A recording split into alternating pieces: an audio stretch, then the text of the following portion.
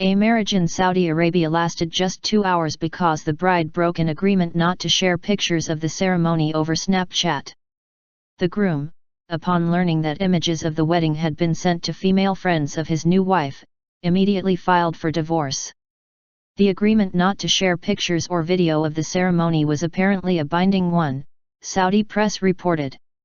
The bride's brother told Saudi Daily Okaz, "There was a prenuptial agreement between my sister and her fiancé that she would not use social media applications such as Snapchat or Twitter to post or send her pictures. It was included in the marriage contract and became binding. Regretfully, my sister did not honor the pledge and used Snapchat to share pictures from the wedding ceremony with her female friends, resulting in the shocking decision by the groom to cancel their marriage and call for divorce." The episode caused a huge row between both families, with the bride's relatives arguing that the agreement was unfair, and the groom's relatives arguing that he had been perfectly within his rights to file for divorce. Earlier this year, a Saudi husband divorced his wife hours after their wedding because she was too busy texting her friends to consummate the marriage.